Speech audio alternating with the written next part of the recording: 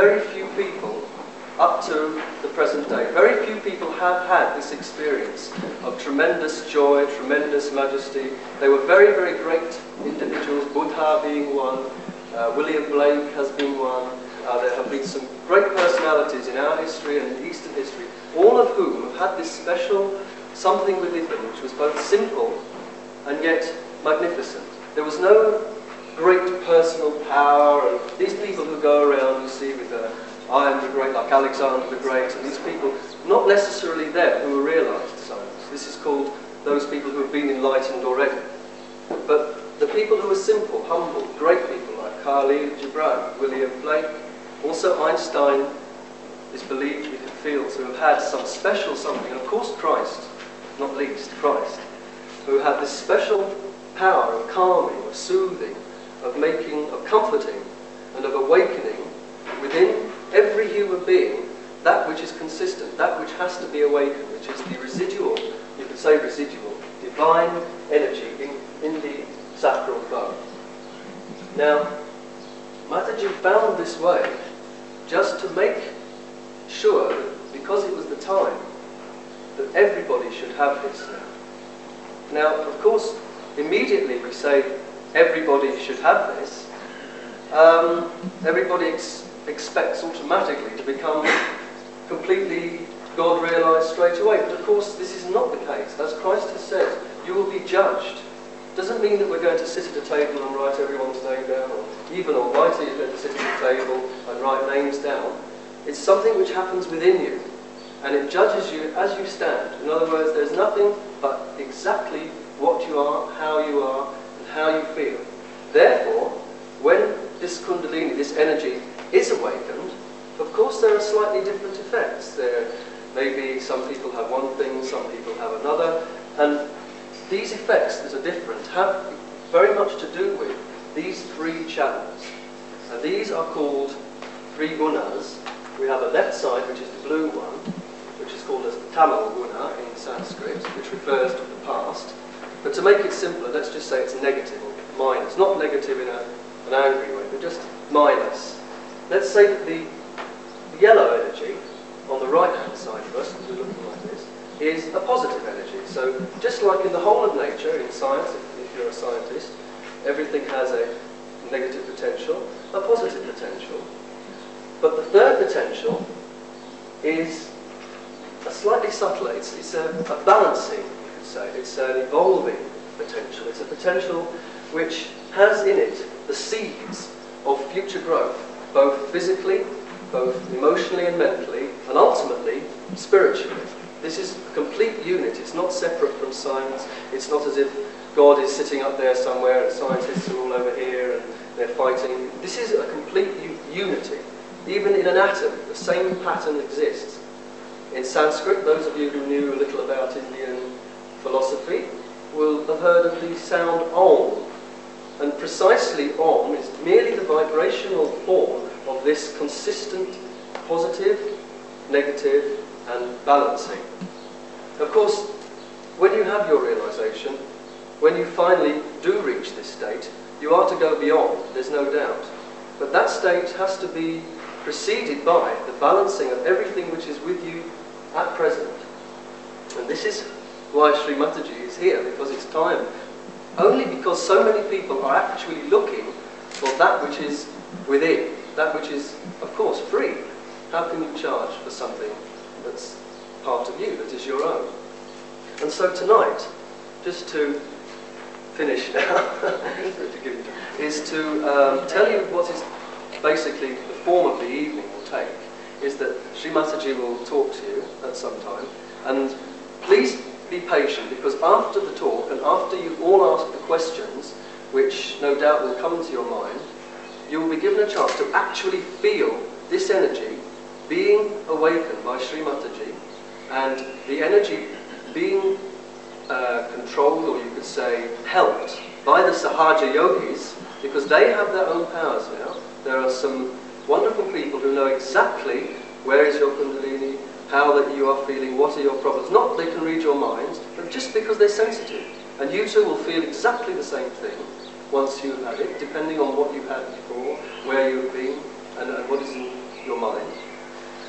And that is the time at which you will be given the chance to really look within and to find out what is really within. So I leave you in the very, very capable hands of Sri Mataji.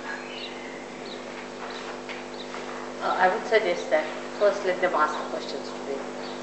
So I keep myself there.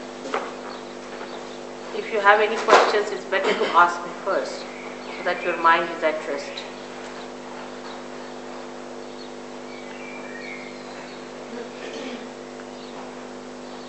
I would like to start. Let's see people better.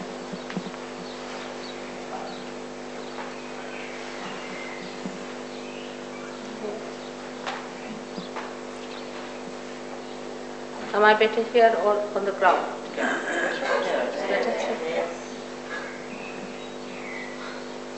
Now, first of all, it's better to ask the questions, because yesterday when we started this question session, people got a little deviated. It's better to ask questions now, what you have, because you are all seekers. You are all seekers and you have been seekers. So it's best is to ask questions now, so I'll be able to put the answer in between my lecture.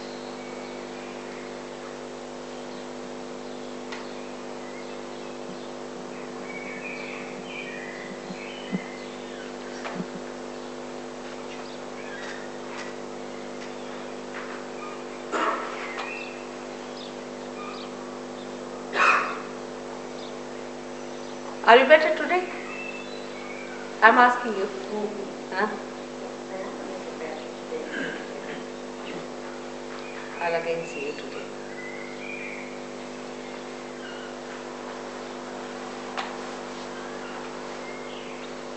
Yeah?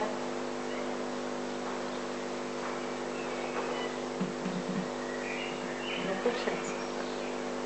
Oh.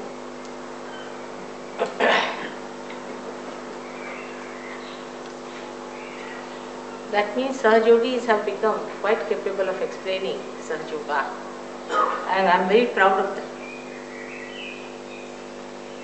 When I went to Australia, the newspaper people asked me, "Are all your disciples scholars?" I said, "No, they are very common people.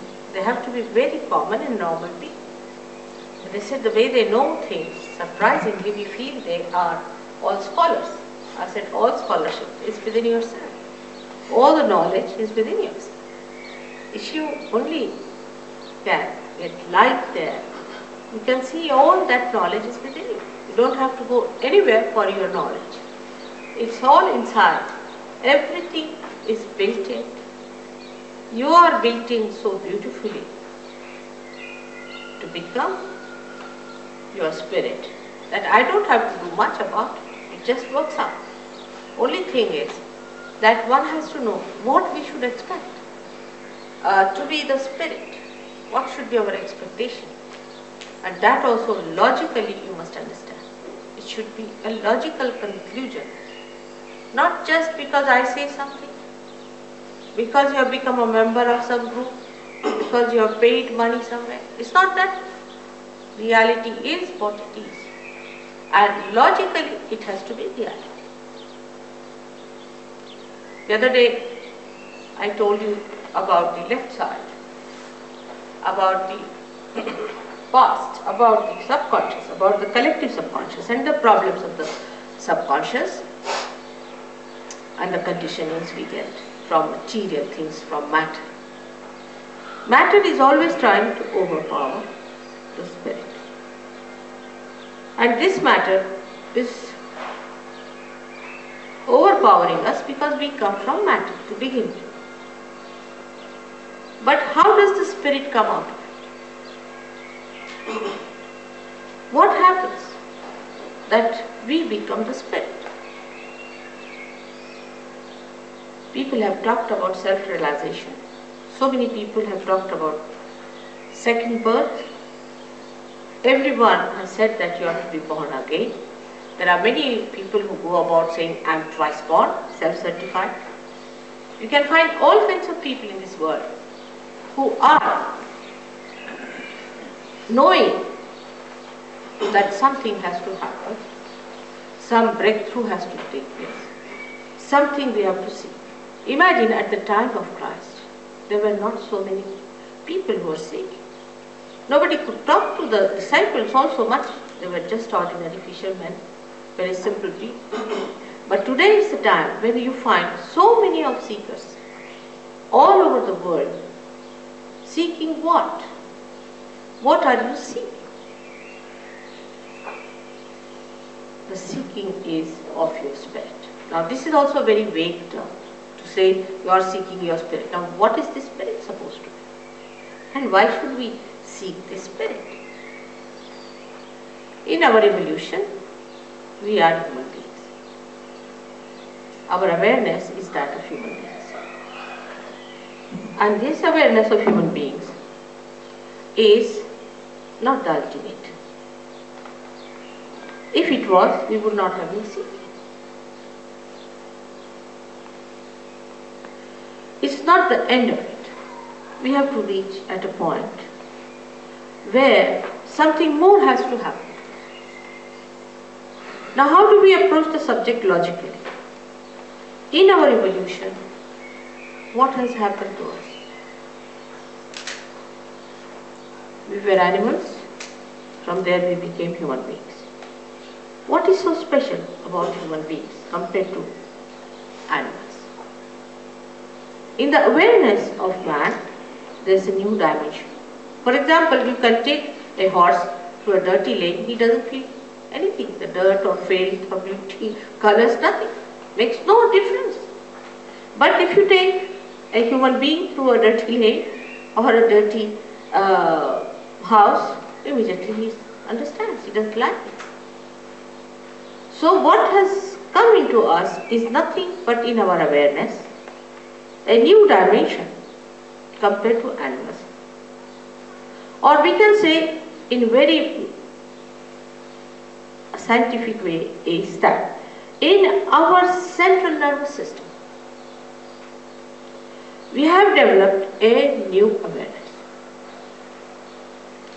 Whatever is in our central nervous system, we are master of that. Supposing I feel this is hot, everybody will feel this is hot. If I say this is the color of this particular bird, everybody will say the same thing. So whatever is the awareness of one human being, awareness, I am saying, not the myth, not the hallucination, but the reality, as far as his organs are concerned, sensory organs are concerned, is just the same. A person who feels hot does not say that he feels cold. Not the other one will come and say it is cold. They all will say it is hot. So one thing is there, the truth is one. It cannot be two. And that whatever has to happen now in our evolution has to be in our awareness. Like a fish became a turtle. If a fish became a turtle, what happened to her? It is in the awareness of the turtle, it started feeling the Mother Earth. It lost something that fish had and it started feeling something. In the same way, in our evolution, if something has to happen, we have to be something more in awareness, more dynamic. For this, we can take help from the writings of so many people. For example, we can consider Jung as one of them who has talked about it. Jung has said,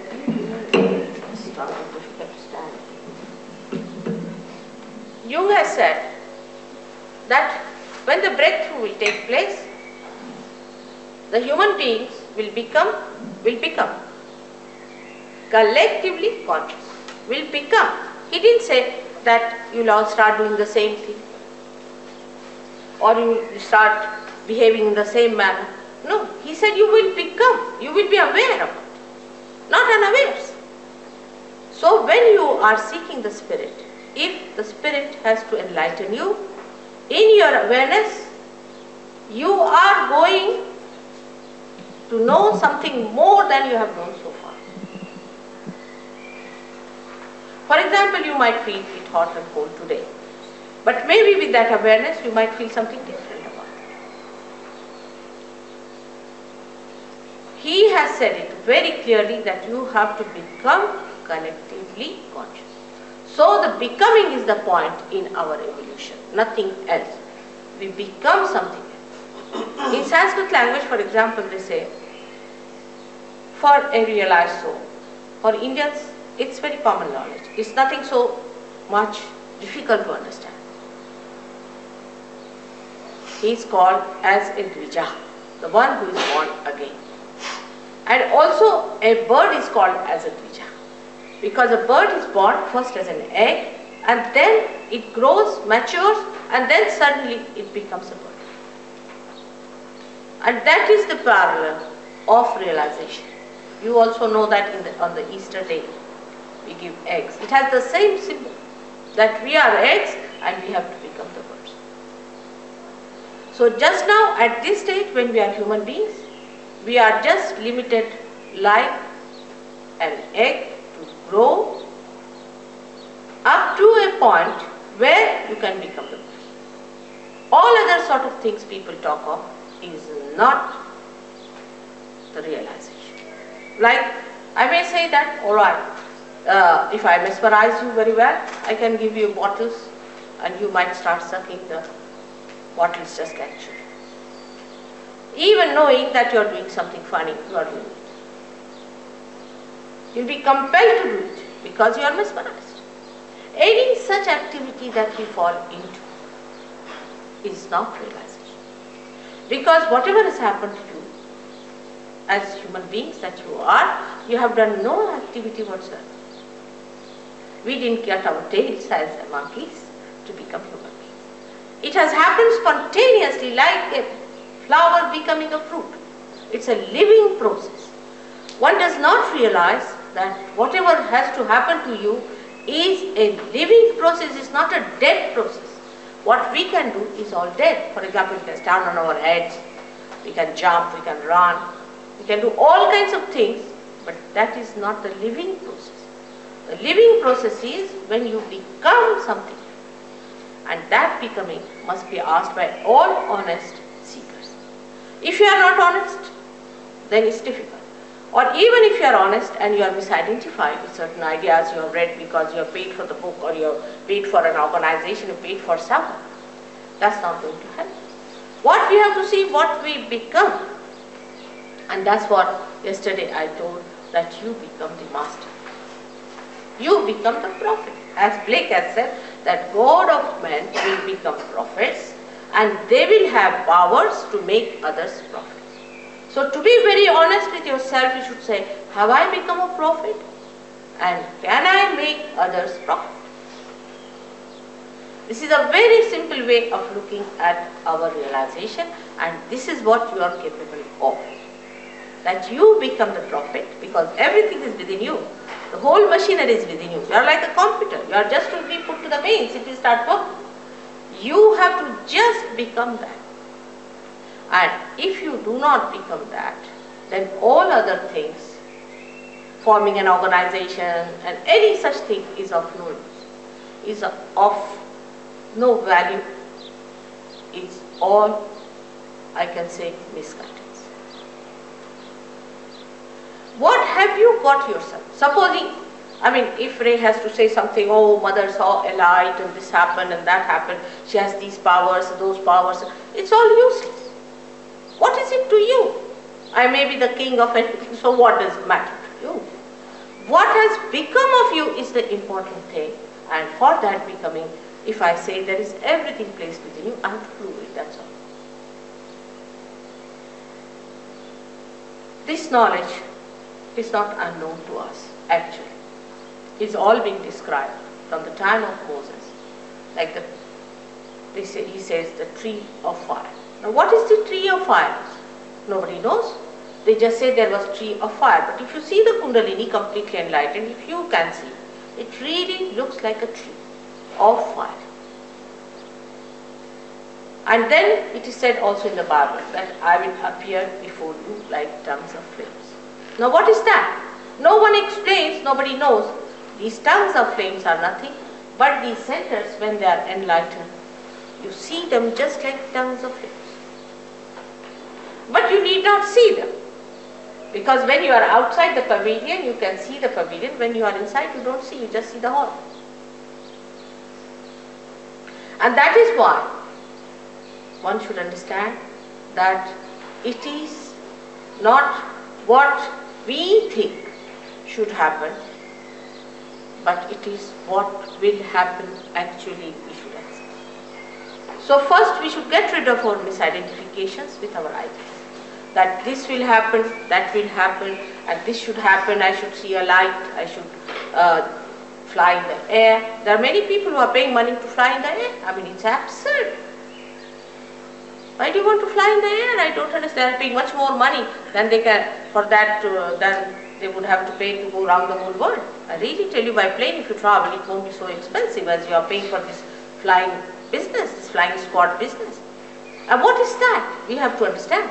What is that? When we go for this flying, what are we getting into?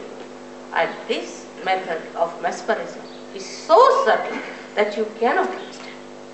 You just go on it. Like the same flying squad business. We had a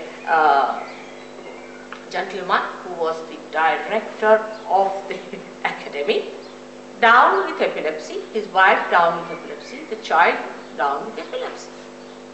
And they all came down to me, they lost their houses, they lost everything, penniless. This is what has happened to the flying of the whole Jew. Now, one must realize that you cannot pay for your revolution. You cannot pay. It's very simple to understand. As I told you yesterday, that if you pay to this flower, will it become a fruit? It's a living process for which we cannot pay. It doesn't understand money. Living processes do not understand money. I have not known any human being, supposing he is suffering from indigestion, he puts some money there saying that now I pay you my stomach, now will you digest my food. Do we do that? In the same way, it is the highest of highest living processes for which you cannot pay. It's a very subtle thing to understand for human beings, because they believe that for everything one has to pay, otherwise it doesn't work out. You see, you go to a machine, you want to have a good, say, machine, you must pay, which works. You see, it doesn't work, you can have free. But the one that works, we have to pay. Any motor car is free means it's all a junk. You can't have it. You will have to pay to take it to the junk shop. So it is always in the minds of human beings that one has to pay. And this is very wrong, that you cannot pay. I am talking of the processes which are beyond human.